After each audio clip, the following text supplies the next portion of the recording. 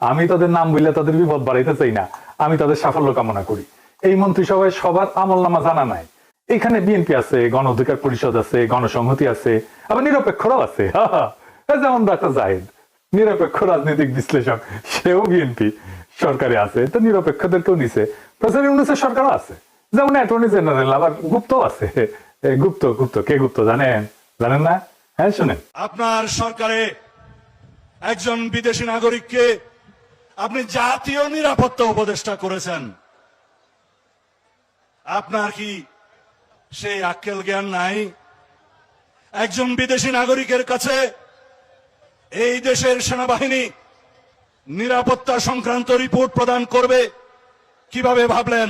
খলিলুর রহমান সাহেব কোন রাজপথে মিছিলে ছিলেন? আপনারা কি দেখেছেন খলিলুর রহমানকে কোনোদিন বাংলাদেশে রাজনৈতিক অঙ্গনে গণতন্ত্রের জন্য, ভোটাধিকারের জন্য, মানুষের সেবার জন্য এগিয়ে এসেছেন? সেই জাতীয় নিরাপত্তা উপদেষ্টাকে আপনি বিদায় করুন। সেই জাতীয় নিরাপত্তা উপদেষ্টা হয় নিজে পদত্যাগ করবে, না হয় আপনি তাকে বিদায় করবেন। এই দেশের নিরাপত্তা সংক্রান্ত কোন জাতীয় দায়িত্ব বিদেশি নাগরিকের হাতে থাকতে পারে না। Wake up to reality. Khalilur Rahman তিনি টেকনোক্র্যাট কোটায় মন্ত্রিত্ব পেয়েছেন। এই অন্তর্বর্তী সরকারের সময় যিনি দায়িত্বে ছিলেন, এটি অনেকের কাছেই একটু খটকা লাগার বিষয় ছিল, অথবা সারপ্রাইজ হয়েছেন অনেকেই। বিএনপি এনসিপি কইতো যে কিংস পার্টি, আর প্রফেসর ইউনূসের সরকারের স্বরাষ্ট্র সচিব তারেক রহমানের মন্ত্রী পরিষদ সচিব, প্রফেসর ইউনূসের অ্যাটর্নি জেনারেল তারেক রহমানের আইন মন্ত্রী, প্রফেসর ইউনূসের নিরাপত্তা উপদেষ্টা তারেক রহমানের পররাষ্ট্রমন্ত্রী, তারপরেও এনসিপি কিংস পার্টি। তো বিএনপির সমর্থকেরা নারী নেতৃত্ব নিয়ে কান তো ঝালাপালা করে দিছিল, মনে আছে না? কেন জামাত নারী ক্যান্ডিডেট দিল না, কিন্তু বিএনপি নারী মন্ত্রণালয়কে দিল একজন পুরুষকে। হ্যাঁ বুঝেছাও, মন্ত্রী একজন আর প্রতিমন্ত্রী দুইজন, মোট তিনজন। সংখ্যালঘু সম্প্রদায় থেকে দুইজন, তা আবার একজন পার্বত্য চট্টগ্রাম থেকে। ওইটা পার্বত্য চট্টগ্রাম বিষয়ক মন্ত্রণালয়, ওইখানে পার্বত্য চট্টগ্রাম থেকেই একজন মন্ত্রী থাকে। তো হিন্দুরা তো ভোট দিলেন, আপনাদের মন্ত্রী কইয়া দা ফিরি ফিরি সার্ভিস আর কত দিবেন? গয়েশ্বর বাবু হেভি চেতিছে মন্ত্রী হতে না পাইয়া, দেখেন চেতে মেতে চলে যেতেছে, দেখেছেন?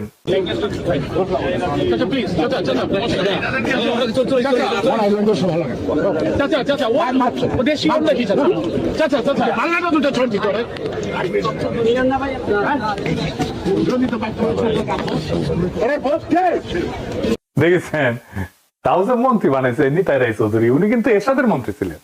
আমরা যখন রাজপথে আন্দোলন করেছি এরশাদের বিরুদ্ধে, তখন উনি এরশাদের শেষ টাইমে মন্ত্রী হইলেন, ক্রীড়ামন্ত্রী বোধহয়, যুব ক্রীড়ামন্ত্রী বোধহয় হয়েছিলেন। ওরে আমার খোদা, 3 মাস পুরা করতে পারলো না, মন্ত্রী এরশাদই পড়ে গেল, তো মন্ত্রিত্ব আর করা হয়নি উনার। আমি ইয়ানুপসি করিচ্ছি আর কি, যে চুপুর কাছে শপথ দিছে, আল্লাহ মাফ করে দাও। 7 মাস টিকেছে, প্রফেসর ইউনূস 1.5 বছর। দেখা যাক তারেক রহমানের সরকার কয়দিন টিকে। আমার একজন কইছে যে প্রফেসর ইউনূসের সরকার ছিল ইন্টারিম, আর তারেক রহমানের সরকার হইতেছে ট্রানজিশনাল। মানে অনেকে কইতেছে এটা এটা বেশি দিন থাকবে না, মানে কইতেছে এই সরকারের মেয়াদ পূরণ করার আগে কোলাপস করবে, দপ্পাস করে পড়বে দুঃশাসনের জন্য। ক্ষমতা আসার আগে যে জুলুম শুরু করছে, সেটা কথা আর কি বলবো। তারেক রহমান ইচ্ছা করে কোনো বার্তা দিতেছেন না, কর্মী পর্যায়ে শয়ে শয়ে বাড়িতে আগুন দেওয়া হইতেছে, মারধর করা হইতেছে, লুটপাট করা হইতেছে, দোকান বসত বাড়ি ভাঙচুর করা হইতেছে, খুন করা হইতেছে, এমনকি ধর্ষণ করা হইতেছে।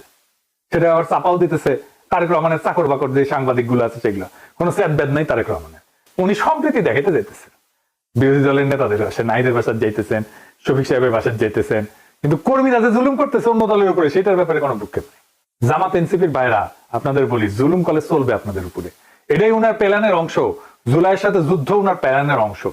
আপনি বিএনপি আলাদার আলাপগুলো দেখেন, আমার আর ইলিয়াসের সোশ্যাল মিডিয়া ইউটিউব বন্ধ করে দিবে, হাদির কবর উড়াই দিবে, আমাদের ধরে নিয়ে গিয়ে বিচার করবে। যে সবচেয়ে ভদ্রভাবে কথা বলতেছে বিএনপি, সেও বলতেছে অনেক হয়েছে, এবার থামেন, দেশটারে শান্তি দেন, চুপ থাকেন। চুপ করানো হইতেছে সবচেয়ে ভদ্র অ্যাপ্রোচ তাদের। মানে একটা সরকার, একটা রাজনৈতিক দল, তার কোনো বিরোধিতা থাকবে না, আমরা কোনো কথা বলবো না। যেহেতু আমরা সরকার বিরোধী, তাই আমাদের কথা বলার কোনো অধিকার নেই, আমাদের চুপ থাকতে হবে, কারণ দেশে এখন শান্তি দরকার। এটা তারা সহ্য করবে না। শেরপুরে মাওলানা রেজাউল করিমকে খুন করছিল না বিএনপি, আজকে বিএনপির নেতা কর্মীরা ওই ঘটনায় জামাতের 122 জন সহ অজ্ঞাতনামা 300 থেকে 40 জনের নামে মামলা করেছে। চিন্তা করেন কি তামাশা। মানে আপনার সহকর্মীরে মারবে, আপনার সহযোদ্ধারে মারবে এবং আপনার নামে মামলা দিবে। দেখেন একজন লিখতেছে বিএনপির সমালোচনা করার জন্য পাড়ার বিএনপি নেতা ডেকে নিয়ে কইতেছে গুলি করে দিবে, গুলি করে দিবে। আওয়ামী লীগ কোনোদিন এই কাজ করে নাই। তারেক রহমানের নিয়ে কোনো কথা বলা যাবে না। পুলিশ আবার আগের অবস্থা ফিরে আসিছে। দেখেন আপনি কি করেন? আপনি শুনেন, দেখি ভাই, দেখি ভাই, কি করেন আপনি? দেখি আপনার আইডি কার্ড বের করেন। দাঁড়ান, ভাই দাঁড়ান, কি বলছেন? আমি বলছি যে ভাই রাস্তায় যান, আপনারা কি জানেন কিনা এই বিষয়টা আমি বলছি। হ্যাঁ, তারপরে কি বলছেন? তারেক রহমান বিষয়ে কোনো কথা বলছেন? আমি যদি তার মারা তাহলে আপনারা কি হতেন না, কেয়ার করতেন না? উনি প্রশ্ন করছে গাড়ি ঘোড়া কম চলতেছে কি জন্য, হ্যাঁ। কম চলতেছে কি জন্য। আমাদের একজনে বলছে যে আমরা তো এরকম জানি না, আমাদের এরিয়া তো ক্রিকেট থানা, ক্রিকেট থানা এলাকা আমাদের এরিয়া। উনি প্রশ্ন করে যে আপনারা তাহলে কি করেন, কি করেন? এখন যদি তারেক রহমান মারা যায় তাহলে আপনারা যাবেন না, রেসপন্স করবেন না। আমার প্রশ্ন হলো এখানে তারেক রহমান মারার প্রসঙ্গ কেন আসবে? দেখেছেন, আর বিভিন্ন জায়গায় আওয়ামী লীগ অফিস খুলে বসতেছে, অফিস খুলতেছে, তাদের অফিস খুলে হইতেছে। বিএনপির লোকেরা অফিস খুলতেছে, আওয়ামী লীগের লোকেরা উৎসব করে অফিস খুলতেছে। এবার আসেন কয়েকটা রত্ন দেখি মন্ত্রিসভা। শুটার ফয়সলকে হাদিরে যে খুন করছিল, ওটা যে জামিন করানো যে আইনজীবী, সে মন্ত্রিসভায় জায়গা দেওয়া হয়েছে। উনি এখন হাদি হত্যার মামলা রাজনৈতিক বিবেচনা মামলা হিসেবে বাতিল করে দিবি। দেখেন ওই দিবি, এই ছবিটা দেখেন, এই যে কাফন মোড়ানো যে লাশটা দেখেছেন না, ওর নাম তানজিল জাহান তামিম। চুয়েট থেকে পড়াশোনা করছিল, ইঞ্জিনিয়ার, দীপ্ত টিভির কাজ করতো। তার একটা জমির মালিক ছিল তামিমের পরিবার। সেই জমির উপরে ডেভেলপার দিয়ে একটা ভবন নির্মাণ করে, 9 তলা। ওই ভবনে 27টা ফ্ল্যাট ছিল। প্রত্যেক জমির মালিককে 5টা করে ফ্ল্যাট দেওয়ার কথা ছিল। 3 জন মালিক ছিল, মানে 3 5 15টা ফ্ল্যাট। কিন্তু জমির মালিক এই নিহত তামিমের বাবাকে 2টা ফ্ল্যাট দেয় মাত্র, যেখানে তার 5টা পাওয়ার কথা ছিল, 3টা ফ্ল্যাট মেরে দিছে। এই নিয়ে ঝামেলা হয়। 10ই অক্টোবর 2024 20-25 জন ডেভেলপার কোম্পানির দুর্বৃত্ত সিসি ক্যামেরা ভেঙ্গা তানজিলের উপরে হামলা চালায়। গুরুতর আহত অবস্থায় দেওয়া হলে চিকিৎসক তাকে মৃত ঘোষণা করে। এই খুনে ডেভেলপার কোম্পানির নাম জানেন? এর নাম প্লেজেন্ট প্রপার্টি। এই কোম্পানির মালিককে জানেন? শেখ রবিউল আলম রবি। তামিম হত্যার 3 নম্বর আসামি, ধানের শীষ প্রতীকে ঢাকা 10 থেকে এমপি নির্বাচিত হয়েছে এবং আজকে থেকে সড়ক পরিবহন, সেতু মন্ত্রণালয়, রেলপথ মন্ত্রণালয়, নৌ পরিবহন মন্ত্রণালয়ের দায়িত্ব দিচ্ছে তারেক রহমান। দেখেছেন, ট্রেনে বিপ্লবী পৌঁছ দিছিল ওয়াকারে পথ বালক। দেখেন, পরে আবার মাল পানি খেয়ে মুছে দিছে, খুঁজেই পাবেন না লেখা। প্রফেসর ইউনূসের জামানায় কত যে ধান্দা করেছে, ওই তারই হত্যা নাই, কত যে মাল কামাইছে।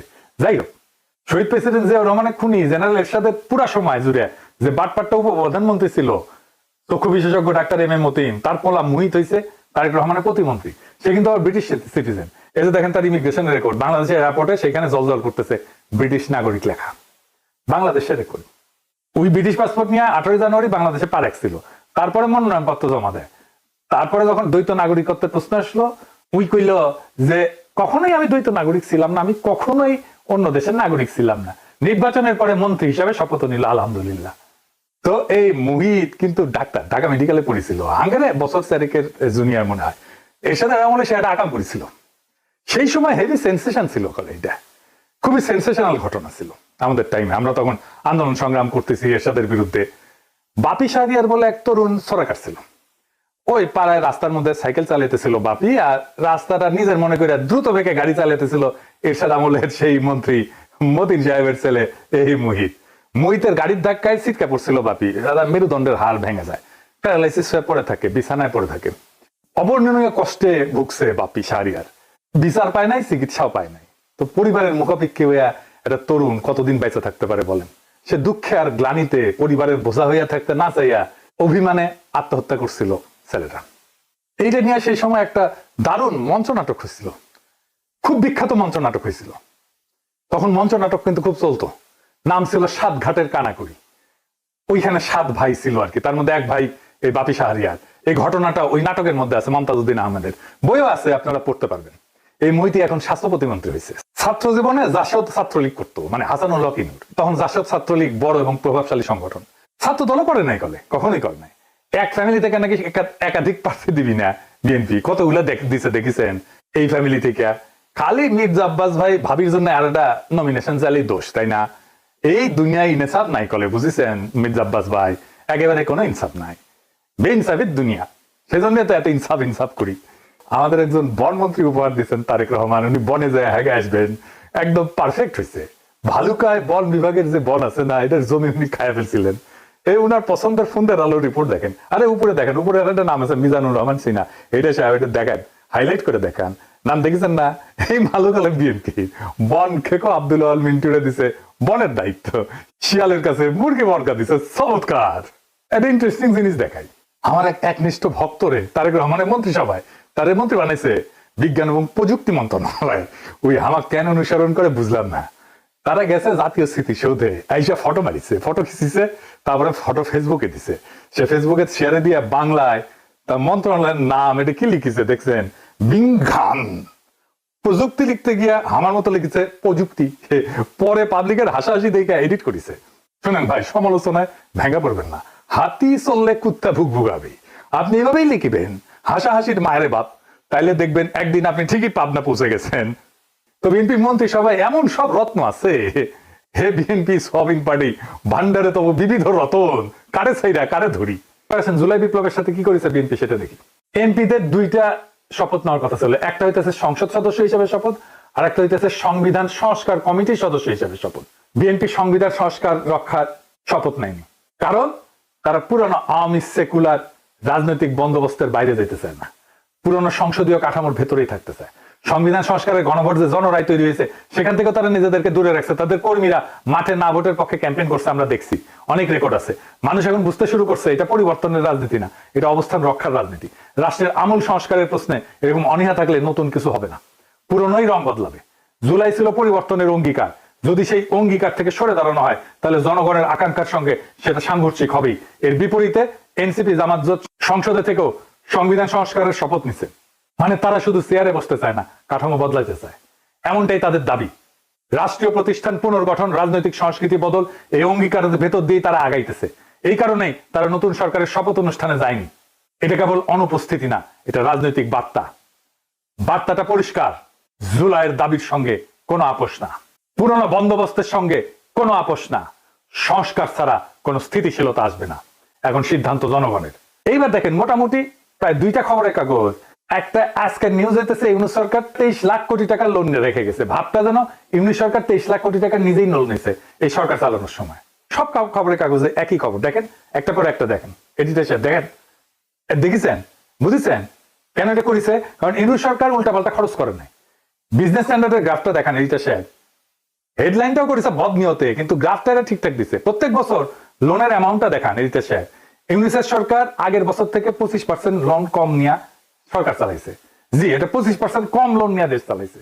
এই টাকা দিয়া তারা আবার হাসিনার আমলে পাওনা ক্লিয়ার করছে তার এই টাকার মধ্যেই, এবং রিজার্ভ ডাবল করছে।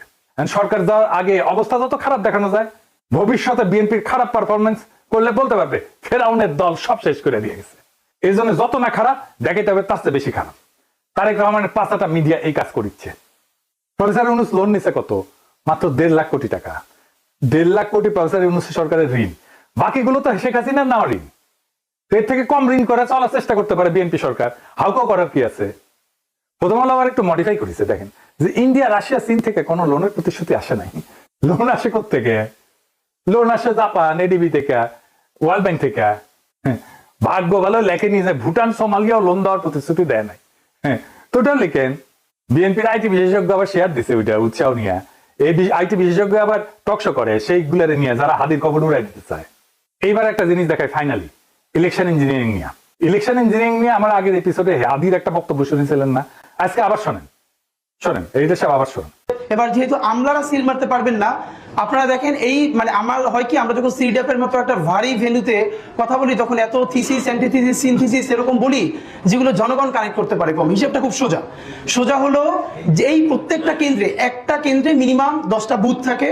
তো আমরা জানি একটা কেন্দ্রে একজন প্রিজাইডিং অফিসার থাকে, কয়েকজন অ্যাসিস্ট্যান্ট প্রিজাইডিং অফিসার থাকে, প্রত্যেক কেন্দ্রে আবার পুলিং অফিসার থাকে, এবং এই সবাই থাকে ওই উপজেলা বা জেলার লোকজন, মেইনলি স্কুলের টিচার, কলেজের টিচার, মাদ্রাসার টিচার, সাথে কিছু ব্যাংকার, এরা এখানে করেন।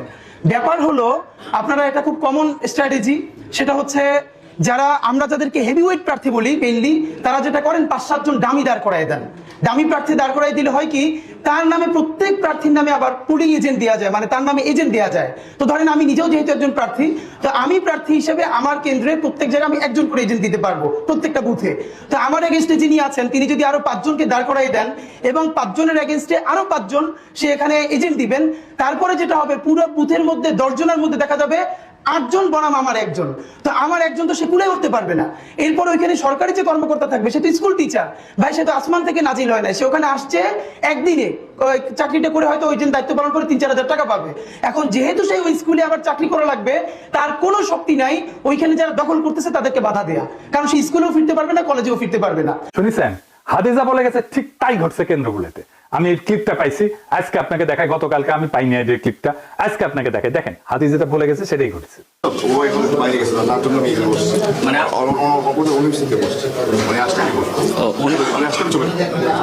উনি আসতে আপনার অনুমতি নিয়েছিল আর একজন পুলিশ এজেন্টের জন্য বসতে যে দাবি করছে। এটা কার ছবি? আপনার ছবি। হ্যাঁ, তো আপনি যে আরেকজনের হয়ে আসছেন বললেন। আমি আসছি বলতে আমি এখন ওনার পক্ষে ছিলাম, তো আমাকে এখন দেওয়া হয়েছে, আপনাদের কেউ নেই সেজন্য আমাকে দেওয়া হয়। তাদের কেউ নেই, লাঙ্গলের পক্ষে কেউ নেই। আপনি কার হয়ে কাজ করতেছেন? আমি আমরা মানে লাঙ্গলের পক্ষে আমাকে ভাইয়া বলা হয়েছে, তার পক্ষ থেকে লাঙ্গলের নাই দেখে আপনাকে নিয়ে আসা হয়েছে। আপনি মূলত কোন প্রতীকের হয়ে প্রচারণা করছেন? আমি এখন আসলে তো ওনার পক্ষে আসতেছি। নাকি তো আগে ছিলেন কোথায়? ধানের শীষে। ধানের শীষে। আপনি কোন প্রতীকে? আম প্রতীকের। আম প্রতীক। জি জি। আপনার প্রার্থীর নাম কি? প্রার্থীর নামটা এখন মনে আসতেছে না। প্রার্থীর নামটা কেউ ছিল ধানের শীষের পক্ষ থেকে আসা, কিন্তু ওনাদের কেউ নেই। না ধানের শীষের পক্ষে, আমি তো ধানের শীষের। উনি ধানের শীষে, আমি আমার